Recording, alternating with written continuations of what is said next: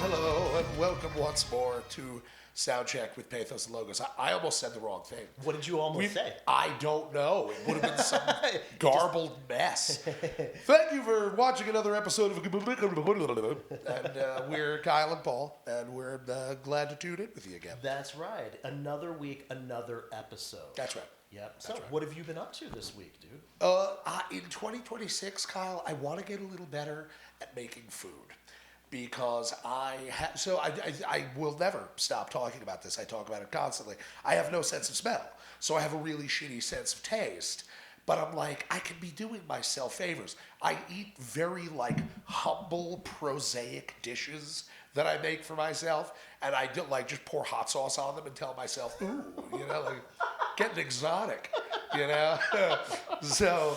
I would like to learn how to prepare a couple more dishes. So you're trying to get away from the traditional R&B that makes up Paul's the majority of your diet. Yeah, R&B, rice and beans. I eat a lot of rice and beans. In case you guys aren't aware of that. That's Paul's big on the R&B. Yeah, doing a lot of R&B there. So yeah, I want to kind of expand the palette a little bit within reason.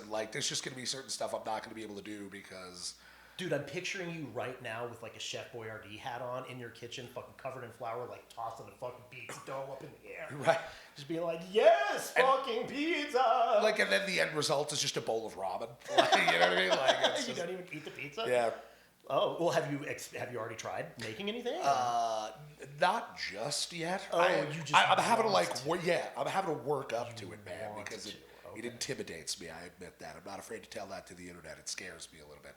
Kyle, what have you been up to, buddy? That's so funny to me, dude. Oh, that's great. Dude, a lot of stuff going on. We've been working on a new cover song. That's right. So I guess we can probably tell people we've got a cover of New Millennium Cyanide Christ by Meshuggah coming out in the not too distant future. Yes. So look for that. We just finished the tracks. I just did the vocals 2 weeks ago. You sound like a dragon, dude. You sound pretty good on that. I don't sound just like Jens, right? I'm not doing a Jens impression. It's definitely Kyle being Kyle. But dude, there were. I had my moments. No, dude, so some of those screams that were just the primals at the end of the song. It was all it felt. Maybe it's inescapable just because it's so iconic. Yeah. But it was all oh yeah, dude, fucking he's got his shit together here. But dude, it consumed a lot of my time, even as an avid Meshuggah fan. Yeah. And I mean, I can play the song. You Yeah. know, that's never really been that big of a That's been my favorite Meshuggah song for a long time. Yeah. But going to track it was sort of I bet. Having to kind of focus on the minutia of what they're doing. And motherfuckers are good. Yeah, they don't suck at music, Kyle. Yeah, they're not bad at it. It took twice as long to track that song than normal. They were doing 4D chess in 1998, buddy. Yeah. They got their shit together. Yeah, and then the lyrics, I guess I just kind of was oh, they're Swedish, whatever. It doesn't matter what the lyrics are, But then actually seeing what the lyrics, it's a lot of words. It's just a lot of words. Oh yeah. Lots of words. I think the drummer writes the lyrics. Stop Actually, it. Yeah, or at least some of them. Yeah. Tomas Haka? Yeah. Writes the lyrics? I think it's the Rush effect. Didn't Neil Peart write a lot of the lyrics that Geddy Lee says? Oh, I don't know. Well, that was a sound, I guess. I have no idea. Did he? I can say with some certainty. I think Neil Peart at least. Let's go to the studio audience. Anybody? Did anybody know anything about any of the lyrics? And I have no Rush. Yeah, Neil Peart wrote the lyrics for Rush. Okay, so that is confirmed. I did not know that. Yeah, I heard that Tomas Haka writes at least. I'm told a fair portion of the. Let us know in the comments. We could Google it. Yeah, we could look it up. But no, we're going to put the onus of responsibility on you, the internet. You tell us. How about that? That's it. That's dude, the clip right now is going to be my head exploding. Hearing that in my head exploding. That's totally news to me. That's cool. Yeah. Great. Oh, I think it worked out for them. Yeah. I'd say they're doing just fine. They can buy all the SpaghettiOs they want. That's true. Meshuggah's not missing any news. No. The other big news that wasn't actually out this week, but just metal news in general, is the announcement of Flatline Fest. Oh. So Flatline Fest is it's the first iteration, right? And it's basically kind of centered around Flatline audio. I mean, it's not basically, it is centered around Dave Otero's Flatline Yeah, Audio. Flatline Audio. So yeah, they're calling it Flatline Fest. Yeah. Got a slew of killer bands playing. Got Cephalic, I think, is playing that one. We got a boarded Archspire, the fastest singing guys. Archspire is playing That's as well. right. I think our boys in a Legion Oh, are doing that one too, right? yeah. Right? I think that's right. And the band that we have here today. Right? Which is a pretty big get for us. We're very excited. Right? So we do have the infamous Necropanther with us today in set. Would you I guess I just announced them. I don't blame you for being excited. I just said that I stepped on your thing. You know what? The sun will come up. The grass will still grow. And if we are lucky and we clap hard enough right now, then the gentleman in Necropanther will appear and we can interview them. Guys, put your hands together for Necropanther. Yes.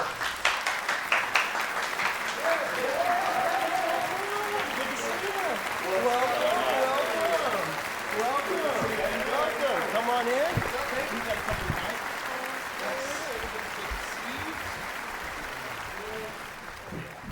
Couch is full today. Couch is baby. full. We're sharing some mics as we're moving down the couch That's here a right, little that's bit, but right. that's okay. Couch is full. Nice. Is this the first time we've had 4 dudes on the couch?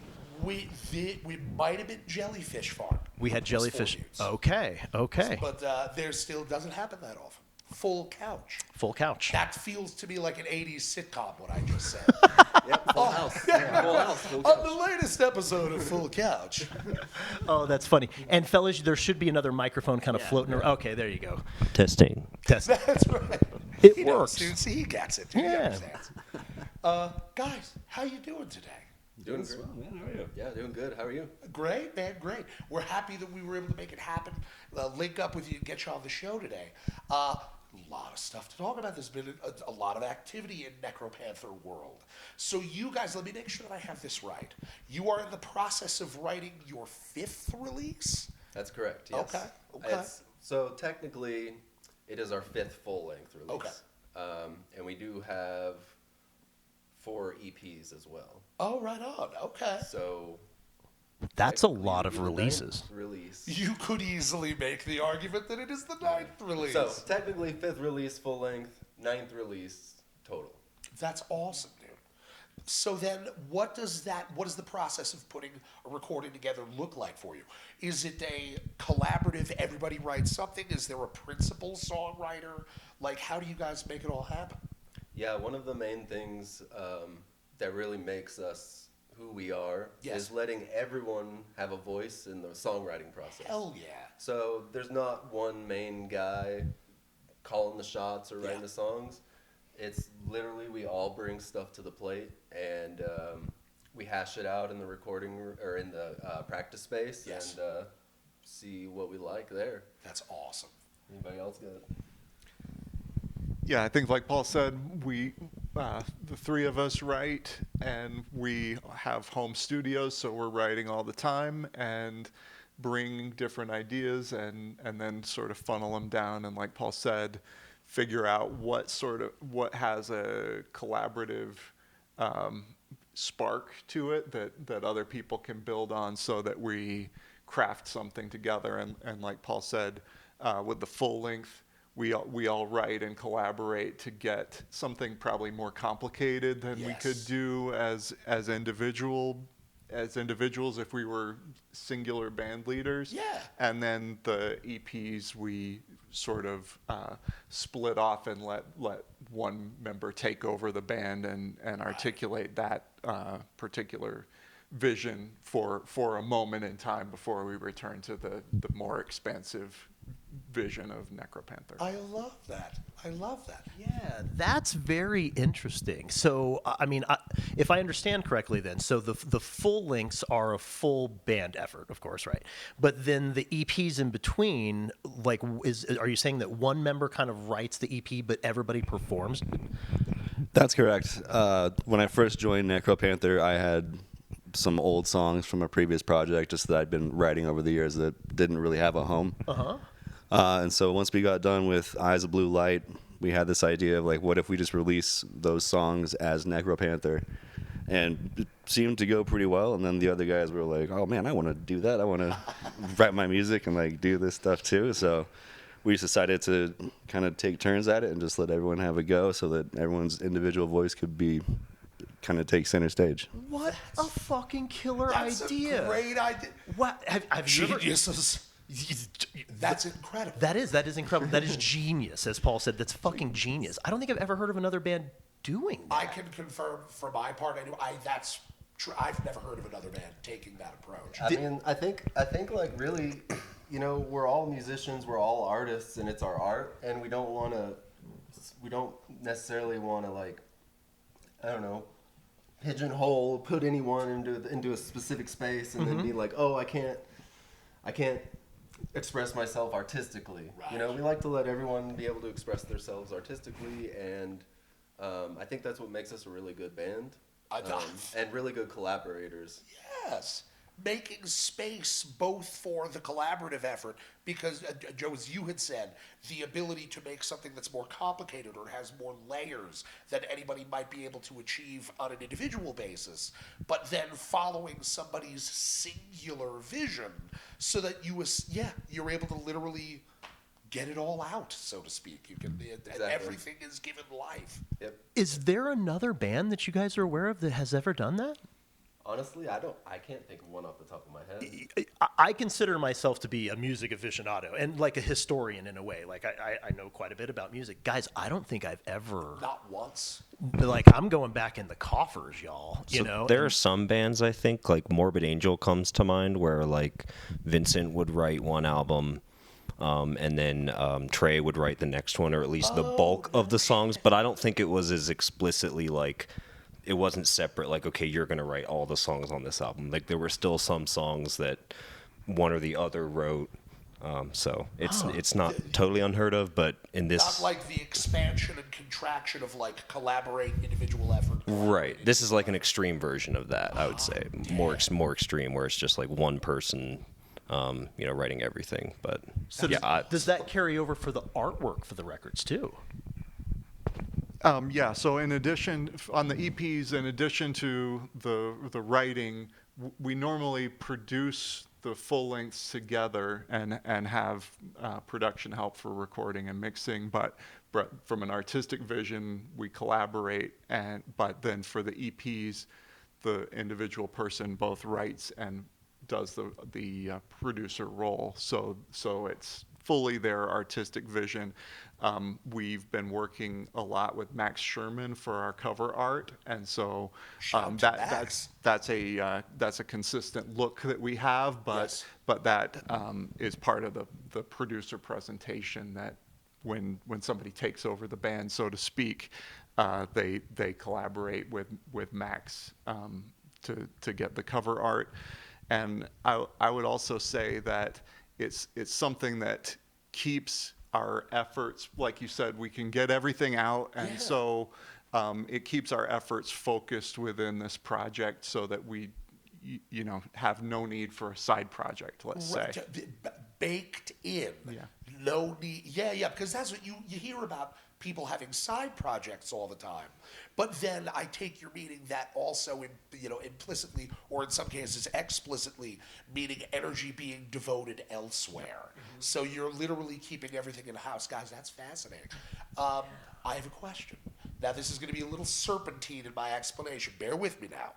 I have still, for as much time as I spend with metal, and we've been doing Pathos and Logos, have played by an order of magnitude more shitty Jersey Shore cover band gigs than any other type of gig. Like playing at the Jersey Shore at bars where, unironically, members of the show showed up to hang out. Just came down from Staten Island and they were hanging out for the night. So I don't know whether or not you guys have any experience playing in cover bands. If you do, you might be able to read what I'm going to say.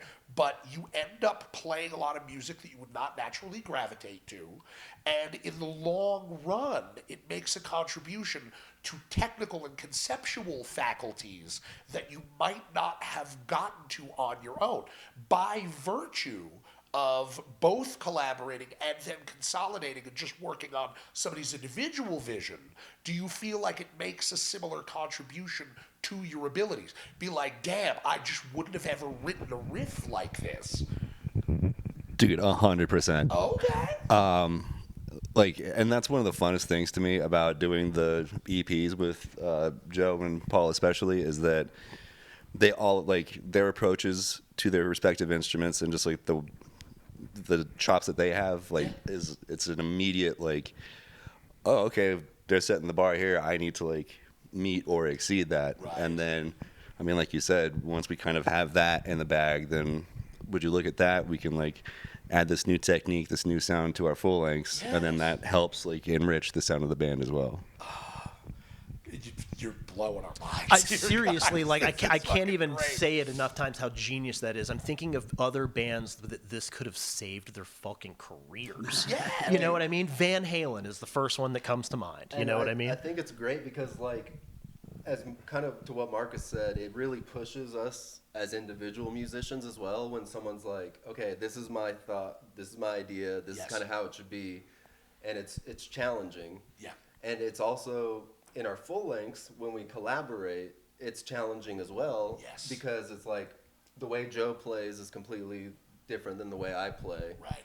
And the way we think about song structures may be different as well. Yeah. And challenging each other and growing as artists and musicians is a big part of, like, our relationship in the band. Yes. And I think that's one of my favorite parts, at least, is when Joe brings a song or Marcus brings a song and it's very, very hard to play at first, and then you get into it and it's like, okay, yeah, now I got it, it's cool. Yeah. And then, as Marcus said, you can kind of put that back in your repertoire and you're like, oh yeah, now I'm a little bit better of a musician. Yeah, yeah. And then if I feel like we're on the same wavelength here, it makes stuff that you come by honestly easier to play. Yes. You know, be like, oh, like, I wrote this part, but I've kind of always struggled with it. You know, but now from doing all this other stuff, oh, it's a breeze. Yep. You know, you're wondering, like, your mind is wandering. Where do squirrels sleep? You know, like, what do I... is it in the tree? Like, how do they pull that off? And you're, like, ripping some insane part together. So that's just very impressive, man. I think that's super cool. And I also immediately am drawn to the ethos of... This is something in our own way that Kyle and I have sort of tried to adhere to as well. Becoming a better musician, being baked into the manifesto or the mission statement of the band. You know, like, I say what you will about them, but strangely enough, guys, I always think of Tool and Clutch. And I think of the drummers. I was like, the drumming from this record to the next record to the next record, you can tell that they're practicers. You know, you can tell that they also have similar values about just getting better. You know, like, why, you know, like, to each their own. Everyone's artistic and creative journey is their own, and no shade to anybody. But the way that I'm wired, I'm like, if you're not deliberately and intentionally trying to get better all the time, a little bit like, what are you doing? You know? So, I don't know, that's fascinating. Yeah, I totally agree with that. Totally. So, you know, I always say it's easy for like 4 or 5 guys to sit in a basement and write songs and think that they're awesome and that, like, they're good enough and that they're rock stars. But, you know, from personal experience, like, I've been playing in bands for over 20 years, and I've always tried to to challenge myself to be a better drummer and try to challenge them to be, you know, to take it to the next level or try to, like, push their comfort zone. And with every subsequent band I've been in, I've tried to make sure that it was a step above what I was in before. So, you know, it's like pushing yourself as a musician is the same as pushing yourself as an athlete or, you know, anything else. So it's you got to challenge yourself and not just think that whatever comes out of your ass is going to be gold. You know? There's, like, honesty with oneself. You know, like, it's not the greatest thing just because I'm me.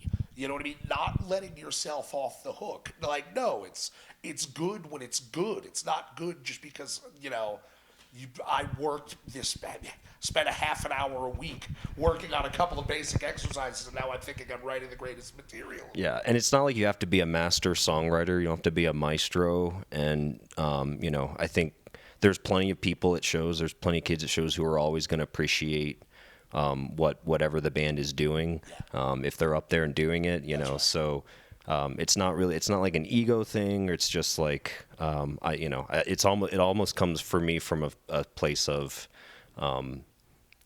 being hard on myself. Like, That's you're right. not good enough, so, play the song 10 more times because, it's, so there is kind of a silver lining to having that sort of self-deprecating mindset sometimes. Yeah. It's helped me become a better musician. So yeah. For my part, I have encountered that a lot. Kyle knows this Kyle has put up with a lot from me with regard to anything from the creative process to just no, the fucking take wasn't right. Because I think it just comes from valuing getting it right.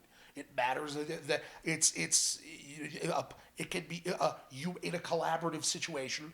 Maybe you write something and another band member says, you know what, this would be stronger if you changed it, and then you change it and you're like, oh, actually you're exactly right about that. That made this 1,000 times better, and it's actually simpler. Like, it's not a matter of everything has to go the way that I originally ideated it. It's whatever it is, however it coalesces. I just want it to fucking be right, This is, we were checking your music out, gentlemen. So you guys are good. You're a very, very good band, and it sounds like both practicing together and obviously individually. There's just certain stuff you have to keep up on. It's very exacting music. It's merciless. It's all AI.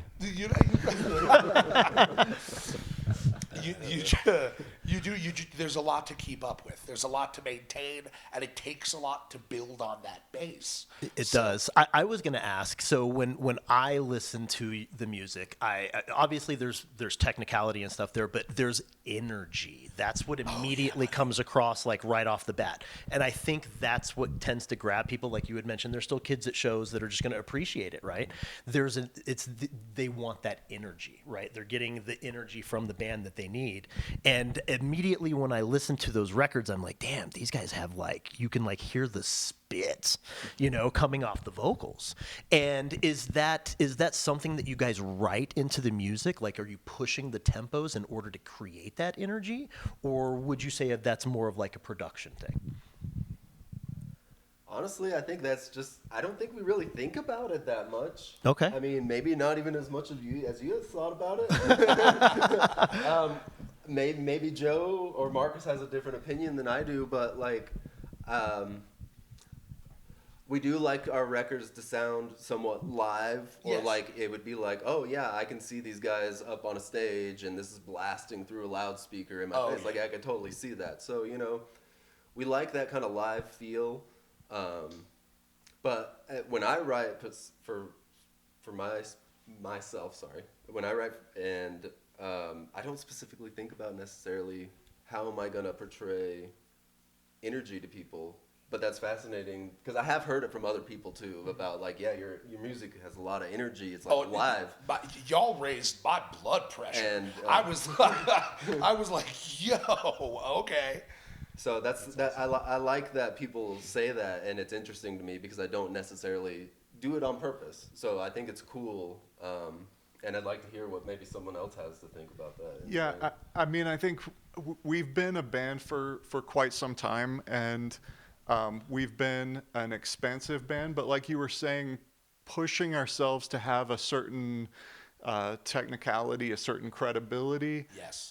It's because you're spending other people's time when you're playing music, and you want that to be time spent well. And so I think that compressed sense of 3-minute metal songs where we're not wasting time with it is part of the exercise. I also think that it's important that the technicality is not for its own sake. We're a technical band, but we're not the most technical band, which means that we have to have something to say. Yes. We have to have real content that we're presenting in that short format. We play a lot of different styles of metal in those formats. So I think that switching between different metal tropes and that expansive vision of metal is part of what we do. Yeah. But over that last 10 or 12 years that we've been a band, we have coalesced that we are truly a thrash band with other tendencies. Yes. And so that inhabiting that subgenre is part of our explicit pattern that we do, and everything else is a deviation from that. So I think that is part of the energy that we try to bring. And I would also say, to your previous point, that when we're a group of guys that are committed to each other and committed to this project, yes, we want to grow as musicians together, but we're also friends. And That's right. to be able to do this for a long period of time at a high level, you have to be committed to growing as bandmates as well as musicians individually. And part of that is just, how do we get along as people? How do we help each other grow and really succeed in all aspects of our lives as we can? It's holistic. Yeah. It's kind of like, it encompasses several different factors and working all in concert, which again, Kyle and I, obviously, we're two dudes. You know, like, we have been in larger outfits before, and again, a story that we've told 1,000 times. The band that we were in, actually before this one, with Mikey from Allegiant and Entheos, we played the CD release show with that band, The Caveat, at the Marquee in 2017. And the bass player, our good friend Nick, still love the guy, but we get off stage, and he's like, guys, I gotta get out of here. I gotta catch a plane.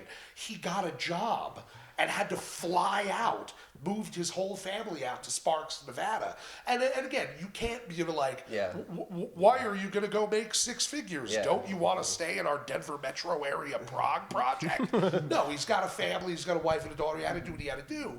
But just, this is like seeing a unicorn for us. We've distilled down to two dudes because we were like, no, we are the ones that want to keep going.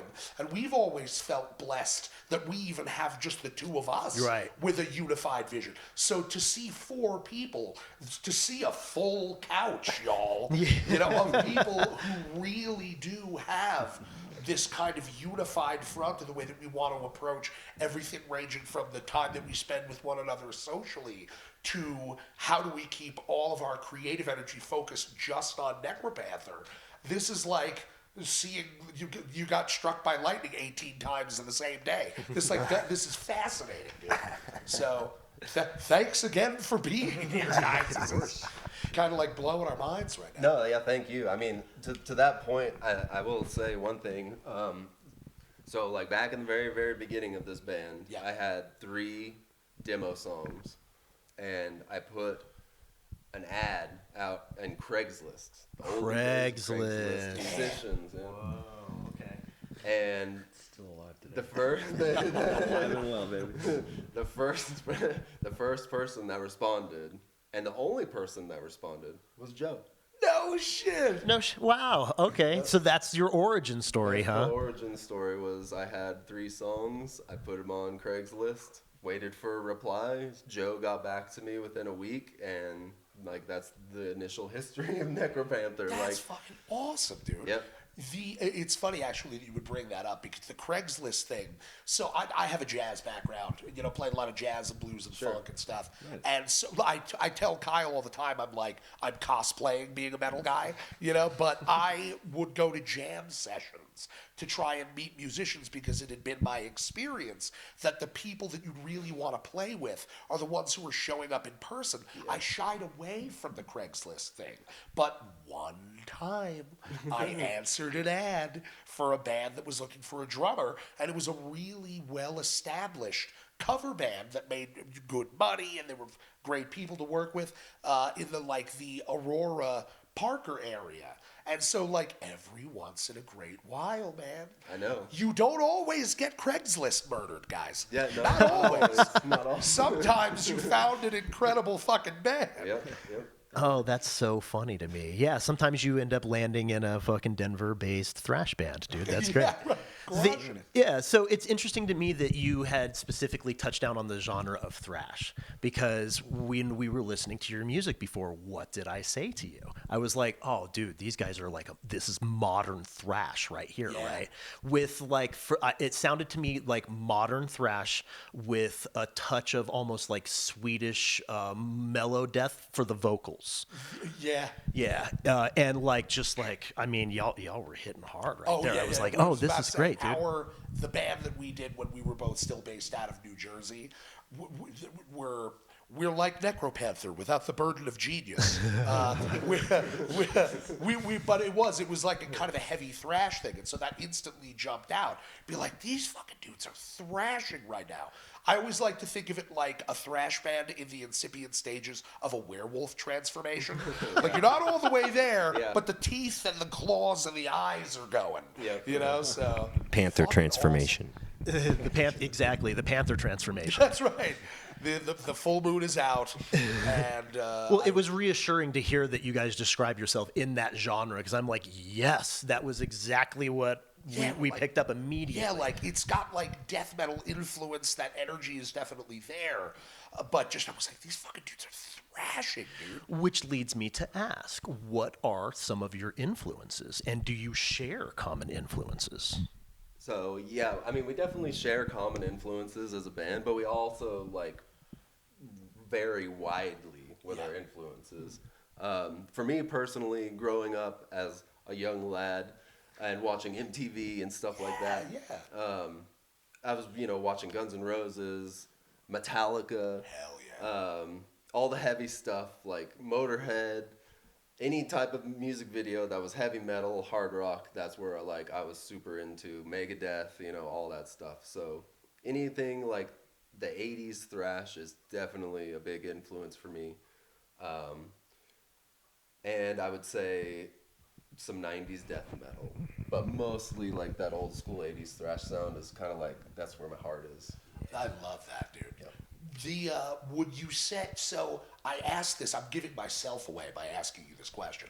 Is the 80s thrash and the 90s death metal that you enjoy, is it a very broad palette of bands, or is it only like a tightly knit, like I like 90s death metal, but I can pin it down to literally like a handful of records. Yes. Like Covenant by Morbid Angel, Legion and Once Upon the Cross by Deicide. Yep. You know what I mean? Like, Yeah, exactly. Getting strong nods of approval. Yes.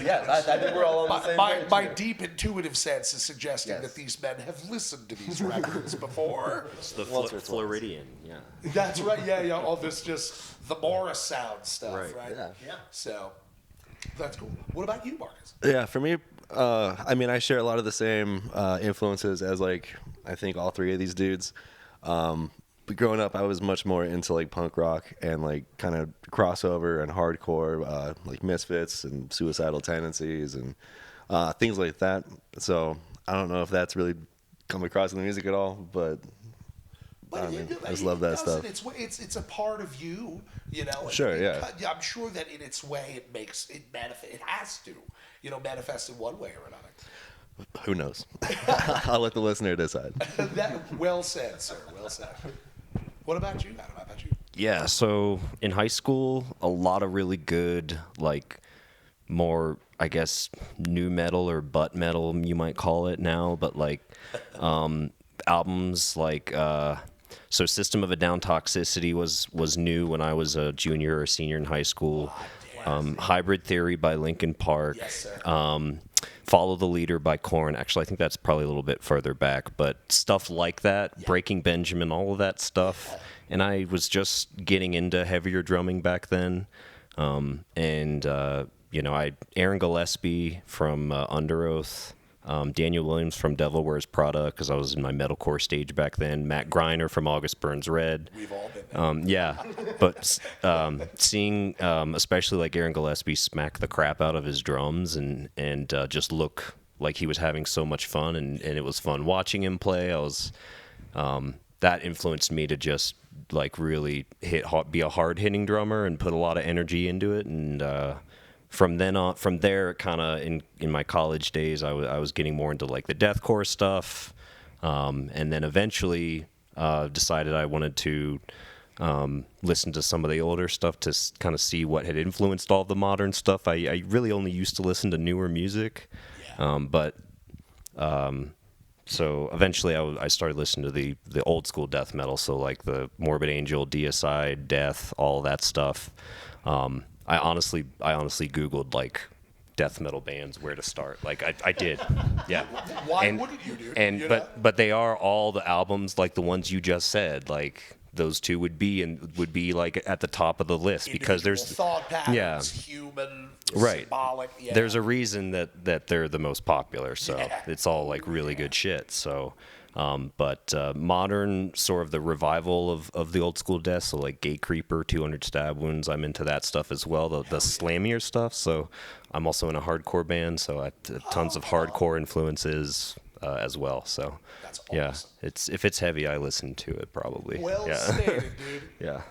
Joe, what about you, man? Yeah, I think to your point, there are a lot of things that we have in common. You might say Testament and the classic thrash bands that have some melodicism and some technicality we have in common. So outside of that, we have widely divergent influences. I think for me, dad rock is something that I bring to the table. There you go. Also, so just the classic hard rock guitar player pantheon plus like Paul said, we were listening. Joe Def was Leppard. listening to Def Leppard before we came over here, just to let you know. Def Leppard, Hysteria, really well-made albums I enjoy. So Def Leppard, Hysteria, Eat 'Em and Smile by David Lee Roth. Yes. Steve Vai is a big deal for me.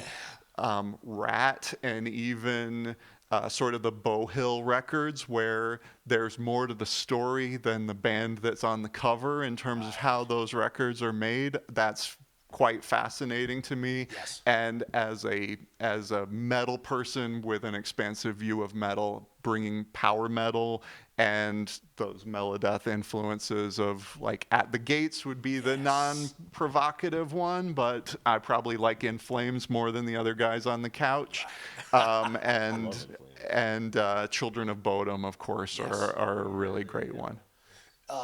The truth is, man, you actually unintentionally segued into a question that I was going to ask you guys, which was what non-metal, because that's another thing that I thought of. Like, Necropanther makes heavy music, but even when the most of the stuff that you're playing is loud and fast and intense, there are still like subtle little like articulations or rhythms or patterns that make their way in, whose provenance is not metal. So you just immediately mentioned like some of the like the 80s rock stuff, like that was a whole era of like no one sucked at guitar. Yeah. Maybe except for the dude from Poison.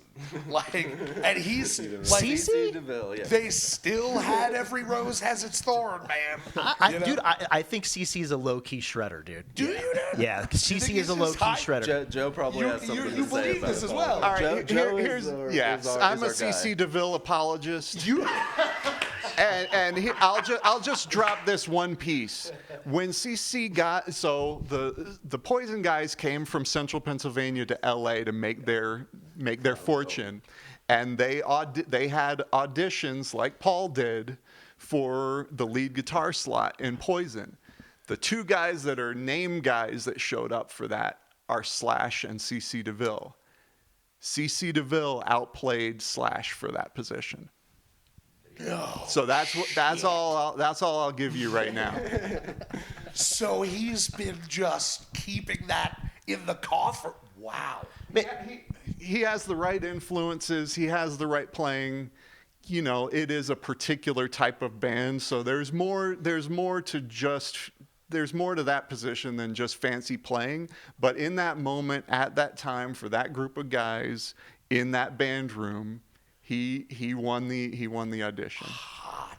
Damn. Yeah, and I pretty sure Poison was hot like right off the bat too. Right. So it's not as if they had to like transition into being a mega money maker. Right. So I mean, those are what I call money riffs, homie. Like Well, at a you know certain what? point in time when somebody's writing checks when you've got extra zeros at the end, you're playing money riffs. Well, and but there's such a thing as money solos, dude. Absolutely. You know, like Deicide, Morbid Angel, and the Pocket Full of Kryptonite record by the Spin Doctors, and I could hum the guitar solo from Two Princes right now. Yeah. You know what I mean? Like it's the guy. He's not doing 8-finger tapping and sweep picking and stuff, but that shit was on the radio, dude. You know, so it is kind of hard to argue. Perfect note for note rendition, by the way. We all knew exactly what solo you were doing. That's right. Yeah, it's I practice it every day for hours. I want to make sure that I get it right. What about the rest of you fellas? What are some non-metal related things that inform either your style or just stuff that you like to listen to if you need to go to an oasis away from the heavy for a time? I have a soft spot for like jazz and funk type Yes, related sir. acts. I'm a really big fan of like Tower of Power. Paul P-Funk. just shit my pants because you said Tower of Power. Kyle's pants, dude. Wow. Paul Like, loves Tower of Power. Huh? Dude, they're David sick. Garibaldi is wow. They're so Major fucking influence. good. Yeah. And I mean, yeah, and like some of those bassists, like Jaco Pastorius and Rocco Prestia, Larry Graham, Bootsy Collins. I mean, Yes, sir. definitely dudes that I've tried to emulate as I learned the instrument and Yes. probably bring into musical moments, metal moments more than I realized. That's right. Dude, I mean, huge metal bands have had incredible bass players, dude. You know, like Alex Webster, I mean, Steve Right. Harris, like going further back, Cliff Burton, too. Not to suggest Yeah. that, Jason Newsted. Wow. I was just thinking was Newsted. struggling for Newsted's name for a second there, dude. But yeah, not that, any of the other guys aren't also incredible musicians, but just like, yeah, dude, like, I can dance around a little bit. Yeah, Jocko, and that's, for me as a drummer, Dennis Chambers is probably my top guy, regardless of era, genre, anything.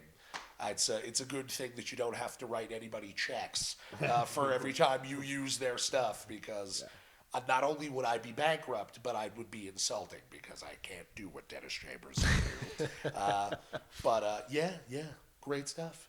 So you had touched down briefly on some of those 80s metal records, right? And it instantly made me think about how you have to have a flair for production if that's a thing for you, okay? And so we can't necessarily go through the interview without bringing this up, but you guys have been recording at Flatline, right, with Dave Otero. And how has that impacted your productions and recordings? So we did record one album with Dave Otero. That's right. Or we mixed and mastered with Dave Otero. What we usually do is we track it with a guy named Felipe at Green Door Recording. We'll do the drum tracking there and guitar reamping. Yes. And we'll do like the guitar performances at home in our home studios, Joe and I, and the vocals in our home studio, and then bring it all together for like a big mixer and master. So we've worked with, as you said, Dave Otero at Yes. Flatline. We last worked with David Castillo in Sweden. What's the name of his studio? I totally forgot. Ghost Word Studio. Yeah, Ghost Ward Studio. And we worked with Eric Rutan for the self-titled, and Frederick Nordstrom for Eyes of Blue Light. So we really wanted to have a different texture and a different sound for each one of the records. That's something that we've enjoyed about bands like Metallica, where each record has its own fingerprint, own texture, and we have somewhat accidentally done US Sweden with the mixers to sort of span that American thrash sensibility and the melodeath that you picked up on. So that's quite correct. Dave Otero, of course, is an icon for Denver metal. I believe that if we had been in a different time, more like MTV, the Denver metal scene would be favorably compared to things like Seattle grunge. I think it's been a really special time for metal and heavy music in Denver, and Dave Otero has been part of the foundation for that. His mix was outstanding for us. It was really crisp, and I think the drums in particular are great sounding on that record, and just the clarity and legibility of everything was something that we wanted to get out of his mix, and he delivered it in spades for sure. So that was a terrific experience, and from the outset of this project, he was somebody that we wanted to work on for those reasons. And I think that it was maybe an exciting departure from some of the rest of his discography, and so I think it was a mutually beneficial situation for us to work with him on that record. That's amazing. And you guys are also, you're playing the, I don't think it's Dave Otero, towering figure, the discography you just described. I don't think it's inappropriate to describe it as the historic first Flatline Fest. So you guys are going to be playing that. I'm just immediately curious about, obviously you worked with Otero, but how did that coalesce for you guys that you ended up on the bill? Honestly, he sent us an email and asked us if we wanted to play the fest. That's how it ended up. I was ready for such a dramatic answer, and it's like, so he emailed us.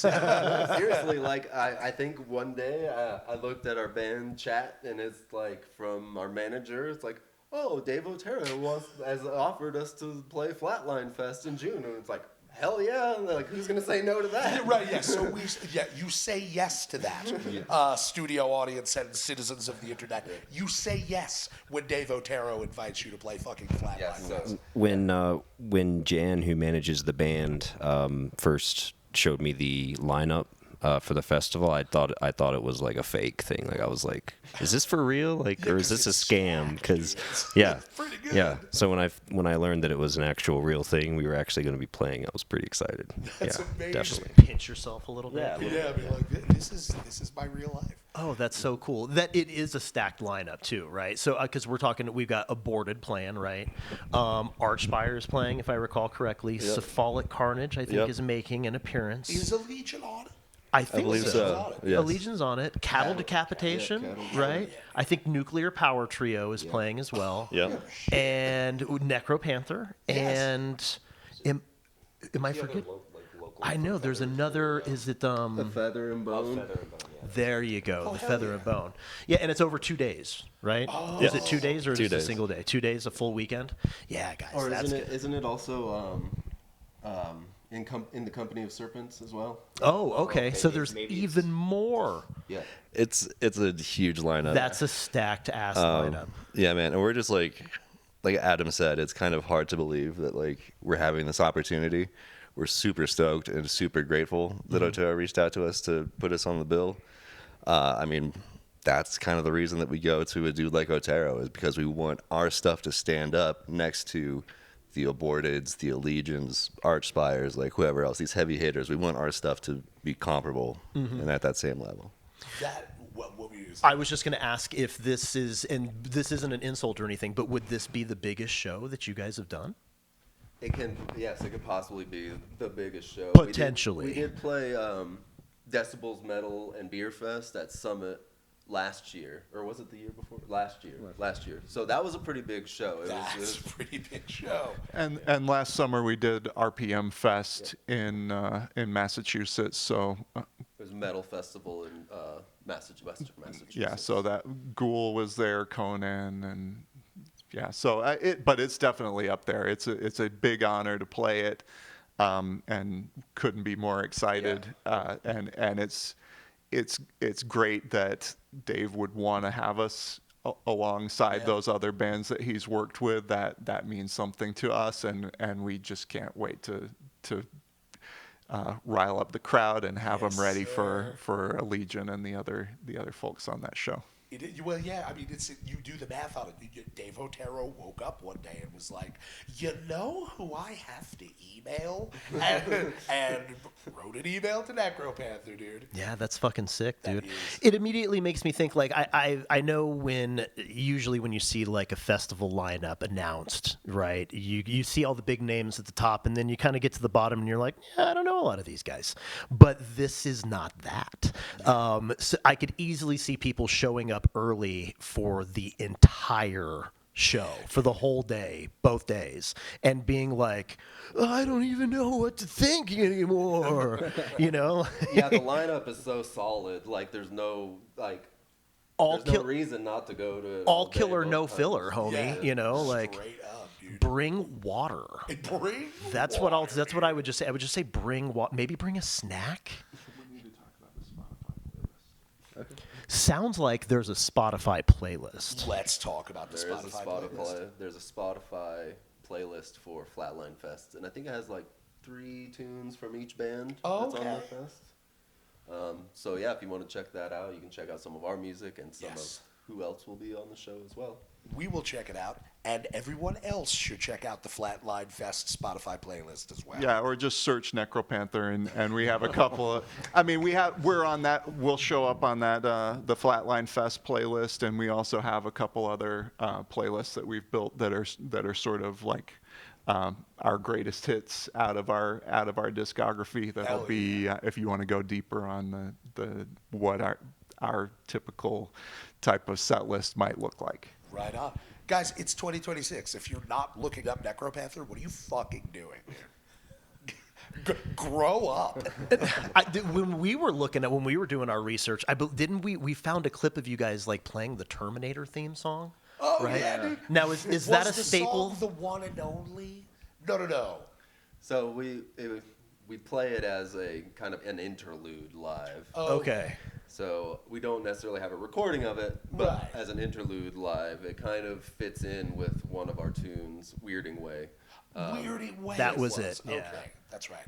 Yeah, It was a shot from early November. Right, Ernie November, and I think it didn't have vocals either. For what it's No, worth. it did. did? I remember telling you, I'm watching it. I see you said, I was all like, oh yeah, there must have been something up with the mix. The Ernie November is such a small place, and it's like a comic book store and a head shop and like a vintage T-shirt place, and so Yeah. it's just like a really weird venue, but it's super cool. It was a really fun show. That's awesome. Yeah. Well, I wasn't like looking at the screen when it happened. I was like setting up some stuff, and I heard it, and I'm like, I know the Terminator theme song when I fucking hear it. The real ones know it. That's right. Yeah. It's a certain kind of person that will always know that theme. Yeah, got me immediately. I was Yeah, like, buddy. fuck yeah, boys. What day is it? The date? What year? So, you know what immediately occurred to me, man, because we've had so many conversations with people on the show about AI, and just first off, nobody getting paid and AI being trained on music that has been created through people's hard work and they're not being compensated. But, it's this weird, looming, threatening thing. And we've talked about it. I think the new gold standard is going to be human made, and Joe and I were literally just talking about that. That you were. yeah, that is definitely like the direction that we want to take in the face of whatever AI's progress. But I mean, I still prefer that regardless of the situation. Yes. Is still having it be made by real people with instruments. Right. Like, Oh, cool. Okay, so you did a 50s choir version of Thong Song by Cisco? Right, wow, that's definitely worth everybody being robbed and AI training on all this stuff. But the reason why I bring it up is because obviously you guys all know this is what Kyle and I subscribe to as well. Being good matters, has always mattered, and will always matter, no matter what the technology does, and your guys' collective vision and intentionality absolutely plays a role in the reason why a guy like Dave Otero is going to send you a fucking email to play his fest. And so Adam is the new drummer I'm thinking about it here, and that's part of what's blowing my mind is you joined the band. Was it late last year? Yeah, so around September, October of last year is when I came on board. Yeah. So and you've been there since then. And I cannot but think to myself, again, circling back to the fact that Kyle and I are like two dudes, because these full lineups just kept not working out. And we're like, if we're going to get anything done, we have to distill down to just a duo. And so it's already remarkable enough to have 4 people of a like mind, but then there's a member change, and obviously it would be kind of baked into the process that he's got to, he, she, whoever has to have a common vision. But there's still the other dimensions of like the hang. There's so much stuff that has to go the right way. And you guys had a member change. Adam joins the band in September. And like, oh yeah, no, we're playing Flatline Fest. Like it's happening, And there's still that kind of collective, fluid, coalescing thing that is obviously so integral to who you guys are as people and as a band. That's just beautiful. What Paul is saying, he's very envious because we've personally never made it through a band member change. Never. We never have. I can't think of. We haven't, right? No. And so we just kind of marvel. He has a knack for saying quite a few words, but he's just very envious. It's very impressive that you guys are able to do that and do it seamlessly. Well, it's only been a few months, so you never know what might happen. Give it time. Give it time. No, it's honestly, it was more of like a alignment of the stars. I mean, I really can't. I can't describe it as anything other than just kind of fate, I guess. So you guys didn't meet on Craigslist then? No. So the story is sometimes you do and sometimes you don't. Yeah, no, this was a Facebook thing actually. So me and Joe were already friends on Facebook, and when they needed a new drummer, they just posted it all over Facebook, and I think I filled out the application in like an hour. Maybe I was the first to fill it out. I don't know. But I was already aware of Necropanther. I'd seen them at the 2024 Decibel Metal and Beer Fest. I had their shirt. I did play in a thrash band a couple years ago in Denver, so I was already kind of in the zone as far as thrash and thrash drumming and the fast, energetic stuff. So I already kind of like had cut my teeth or whatever. Just timing-wise, I had just dropped from another project that I couldn't commit to any longer for personal reasons, and a few days later, I see the ad for Necropanther, and I knew right away that I wanted to give it a real shot. I knew that these guys were serious and a legit act, so I learned 6 songs when they only asked for 4 because I wanted to be an overachiever. There you go. And it was a few weeks later.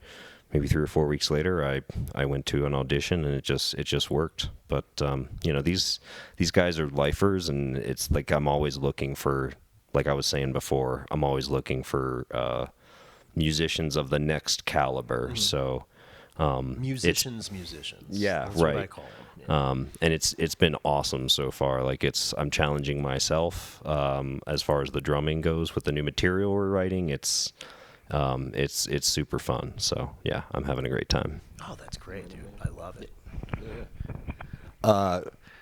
It's been amazing getting Adam in the band. He's been crushing it so far. I mean, he did show up with like more songs than we asked him to. He's just like, his application stood out right away. It was like, this guy actually gives a shit about what he's doing, and he's just been crushing it. And it's thank you, dude. And then they spent the rest of the time touching each other's knees. And no one was weirded out at all. No, That's it cool. was so close to Valentine's Day in retrospect. It made sense. Yeah, I mean, it's unfortunate that Hoken departed, but I suppose that's just life sometimes. And he was a huge part of why we are where we're at. And like he played just a huge, massive role in making Necropanther what it is. Yeah, and I'll just say Hoken's an amazing drummer, and yes. I'm very appreciative that I was was able to be challenged to fill those shoes, and the opportunity, it just made the opportunity more meaningful for me to fill the shoes of somebody who, I mean, he's a sick drummer, so no doubt about it. That's awesome. Kyle, the truth is, man, you said something just now, and I don't. So you are, of course, right. I'm in awe of the way that this has all worked out for Necropanther. I don't think that I've consciously realized, and you encapsulated it so perfectly. Previous projects never survived a member change. Yeah. They just all, it was like, well, okay, back to square one. That's how we've whittled down to 2 dudes. Right. And so it's not easy is basically what we realize, that it's not easy, and so we're just envious. You could fucking bravo, fellas. Yeah, dude, good Way to for go. you, dude, because holy shit. Yeah. Okay. So obviously we talked about Flatline Fest. What else do you guys have on the docket for 2026? So as far as shows, that's the only one we have booked right now. Yes. We're really focusing on hammering down all these demos for the new album, which we're trying to get into the studio for drum tracking in like early June for that. Okay. So we're really putting the finishing touches on, writing lyrics, all getting comfy, playing all the tunes, writing drum parts, figuring out the tiny little bits. So that's really what we're doing right now. It's the tiny little bits that make the song, really. Well, and like you said, I think this moment is a time for some grittiness, and I think we've made our statement as a band of perfection or sparkling, and so with the new lineup and the new material and just the moment in time, we're not trying to make our last record again. We're trying to make a new beginning for us, and I think it's been fun to try to whittle down even less about showing the flashes of technicality, but it's having the technicality in the service of something that is a personal statement of aggression and grit and sort of why we got into heavy music in the first place. I'm glad that you brought that back up, like the technicality or the layers making some kind of authentic statement. I'm glad you brought that up because it instantly made me think of language. In my mind, I run it through the filter of it being linguistic. Sometimes when you're having a conversation, you're like making fart jokes, and sometimes you have a conversation and, you might be discussing an article that you read in The Lancet, and it varies depending on who you're talking to, what the subject matter is. And so if something that is gymnastic or technical or intense arises, you're doing it the same way that you might drop a couple of SAT words in a conversation, because that gets the point across the way that you need it, to get across. There's the variety of different words for snow in other languages. You might want to pick one over another one because you're not getting your point across. And there's a lot, if we're drawing a comparison to language, there are bands out there that are just like, a string of big words. Like, okay, so you learned a bunch of, complicated vocabulary words, but you just said, like, quantum anti-disestablishmentarianism, narthex. And, like, what? Homie, I asked you where the bathroom was. Thesaurus, man. Right. It does impress. At first, it's like a wave of, oh, there's so much going on. But I could think of a million cautionary tales of bands where you watch one song, and it's wildly impressive. And then every other song has that same personality, So it's authentic communication, man. That's mind-blowing. I've brought this up a couple times on some of the previous episodes, but I do think that we're in the next, say, 10 years, I think we're going to see some of the overproduction of metal records in particular kind of go away. And that's going to be the new watermark. Like you'd see a digital photograph and it's got a watermark in the back, or you'd hear like an audio sample that's got a digital watermark in the back. The new like human watermark is going to be like mess ups, things that are human that people are okay with hearing on a record now because they know it's human. And as opposed to the hyper glossy, really produced metal that we've been getting for the last, let's be honest, almost 10 years now, where, everything is a amp model or an impulse response. Everything's auto-tuned. Half the drums are MIDI programmed or Superior Drummer. Even the bass is often MIDI programmed. And I think a lot of that is going to go away because people want to see authentic human performances again.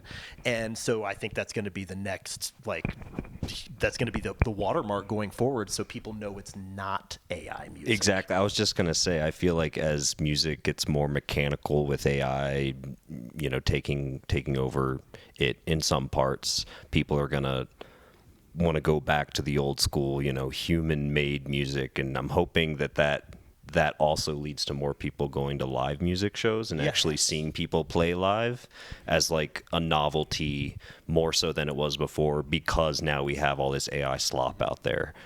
So that's just, I love playing live. I love going to shows, and I think it's, especially with heavier music, metal and hardcore, it's really more about the live show than other genres. Yeah, so I that agree. could be good for us, hopefully. Yeah. Especially like hardcore scene stuff. Come on. I love hardcore music too, but they're going to a hardcore show in the middle of in a warehouse, just a hollowed out warehouse, and seeing I don't know, your favorite lumbar support on tour, and they're just spin kicking, everywhere.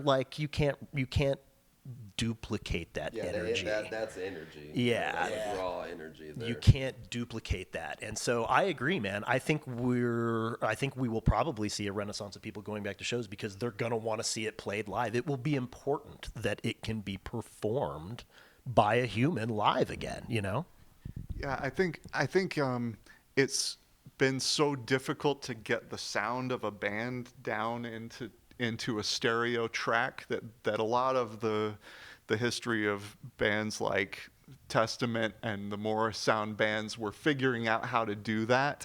And in the technological moment, I agree that having it is the metal by numbers has been done.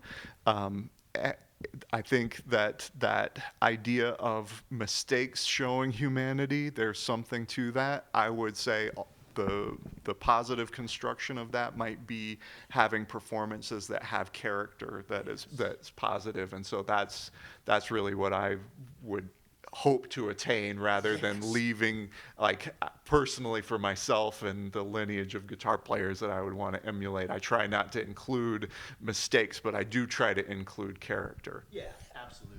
Yeah, things that make it unique to you. Absolutely. I think longer takes are going to become more en vogue as well, because then you are going to have more character in the take, as opposed to being okay, we're going to chop this every single fucking note up, and then all the character and energy and life is taken out of the take. Yeah. So I think we're going to see, especially on the recording side of things, we're going to see people doing longer takes. I think the polished up guitar tones and drum tones and stuff like that aren't going to matter as much, because people are going to be I just want to hear your fucking amp, dude. What does your amp sound like? Right. And I use Kempers. I'm a modeler guy. I still have my tube amps though, and there's a reason why tube amps have never gone away. Right. People, even the solid state stuff. That's all we've ever really used is tube amps, and I think that's kind of where we'll probably stay. Obviously, we use modelers for demoing and stuff, because why would you set up a microphone and a full stack and Yeah. But, and we found for touring, if we're going to get on a plane to go play in Pennsylvania or New Jersey or New York, dude, just throwing the Kemper in your backpack, pretty fucking sweet, Yeah. And then you can always somebody else will have a tube head there that you can just run the cable into or something like that. Exactly. Yeah. But that doesn't excuse all of us, right, or everybody for the years of just making hyper polished stuff. Now that I think that can be reproduced by a large language model or whatever you want to call it, an AI. Yeah, I think we're going to see a lot more human performances in the next couple of years, and I'm fucking here for it, dude. Fucking absolutely, dude. And I think that speaking to a point, Adam, that you had made just a moment ago, I feel like it even potentially has the ability to solve multiple problems at once. not only the resurgence of like, yeah, we're human beings and we're playing a song and there's anything ranging from character to maybe a couple of mistakes, but the idea of more people going out to live shows. AI and technology in a general way makes it very easy for everybody to kind of atomize and separate. And we're humans. We need community. Yeah. And what does metal, punk, and hardcore have if not community? You know, you're hearing about people feeling lonely and isolated. Well, fucking go fucking bump around a bunch of human bodies in a pit, dude. You know, like, oh, no relationship? Get your oxytocin different. Do a spin kick and tell me you don't feel better afterwards. That's right. I mean, seriously, I challenge anybody. That's right. All right. Yeah, hit a mosh pit and afterwards be like, man, that sucked ass. You know, that was not a good time. It's just not going to happen.